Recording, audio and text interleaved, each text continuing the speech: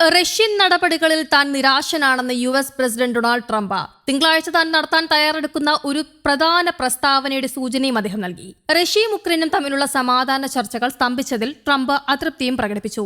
NATO സഖ്യകക്ഷികളിൽ നിന്ന് വാങ്ങുന്നതിലൂടെ കൂടുതൽ American ആയുധങ്ങൾ ഉക്രൈനിലേക്ക് അയക്കാൻ വാഷിംഗ്ടൺ DC തയ്യാറെടുക്കുകയാണെന്നും അദ്ദേഹം പരാമർശിച്ചു. തിങ്കളാഴ്ച റഷ്യയെക്കുറിച്ച് ഒരു പ്രധാന പ്രസ്താവന നടത്തുമെന്ന് ഞാൻ കരുതുന്നുവെന്നും ട്രംപ് വ്യാഴാഴ്ച ഒരു ടെലിഫോൺ അഭിമുഖത്തിൽ NBC ന്യൂസിനോട് പറഞ്ഞു. ഉക്രൈന് എതിരായ രാജ്യത്തിന്റെ തുടർച്ചയായ ആക്രമണത്തിൽ റഷ്യൻ പ്രസിഡന്റ് വ്ളാഡിമിർ പുടിന് എതിരായ വിമർശനം അദ്ദേഹം ആവർത്തിച്ചു പറഞ്ഞു. റഷ്യക്കെതിരെ US സെനറ്റ് കർശനമായ ഉപരോധ ബിൽ പാസാക്കുമെന്ന് പ്രതീക്ഷിക്കുന്നതായും അദ്ദേഹം എടുത്തു പറഞ്ഞു. ഒരിക്കൽ അത്തരമൊരു ബില്ല് ട്രംപിന്റെ ദീർഘകാല സഖ്യകക്ഷിയായ സൗത്ത് കരോലിനയിലെ സെനറ്റർ ലിൻഡ്സി ഗ്രഹാം സ്പോൺസർ ചെയ്തിട്ടുണ്ട്. എനിക്കത് ഉപയോഗിക്കണമെങ്കിൽ അത് എന്റെ ഓപ്ഷനാണ് എന്നാണ് ട്രംപ് ഈ നടപടിയെക്കുറിച്ച് പറഞ്ഞത്. അവർ വളരെ വലുതും കഠിനവുമായ ഉപരോധ ബില്ല് പാസാക്കാൻ പോകുന്നു. പക്ഷേ അത് പ്രയോഗിക്കാൻ ആഗ്രഹിക്കുന്നുണ്ടോ ഇല്ലയോ എന്നത് പ്രസിഡന്റിനെ ആശ്രയിച്ചിരിക്കുന്നു. താനും നാറ്റോ നേതാക്കളും US ആയുധങ്ങൾക്ക് പണം നൽകുന്ന ഒരു കരാറിലെത്തിയതായും ട്രംപ് ഊന്നി പറഞ്ഞു. അത് പിന്നീട് ഉക്രൈനിലേക്കും അയക്കും. ഞങ്ങൾ നാറ്റോയിലേക്ക് ആയുധങ്ങൾ അയക്കുന്നു. നാറ്റോ ആ ആയുധങ്ങൾക്ക് 100% പണം നൽകുന്നു എന്നാണ് അദ്ദേഹം അമേരിക്കൻ വാർത്താ ഏജൻസിയോട് പറഞ്ഞത്. കൂടാതെ ഉക്രൈനിലേക്കുള്ള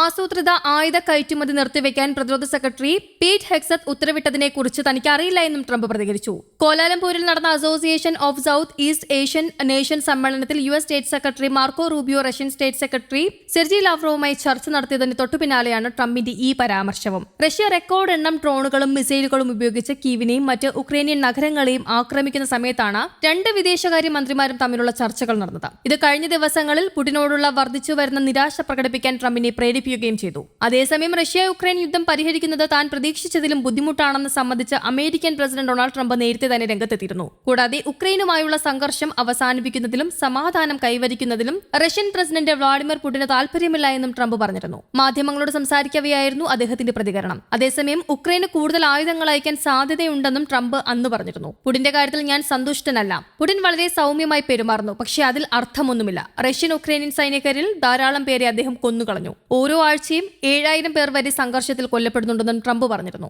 ജനുവരിയിൽ അധികാരമേറ്റതിനു ശേഷം റഷ്യയും ഉക്രൈനും തമ്മിലുള്ള സംഘർഷം 24 മണിക്കൂറിനുള്ളിൽ അവസാനിപ്പിക്കുമെന്ന് ട്രംപ് ആവർത്തിച്ച് പറഞ്ഞിരുന്നു. എന്നാൽ തന്റെ ധാരണ തെറ്റായിരുന്നുവെന്ന് ട്രംപ് സമ്മതിക്കുകയും ചെയ്തിരുന്നു.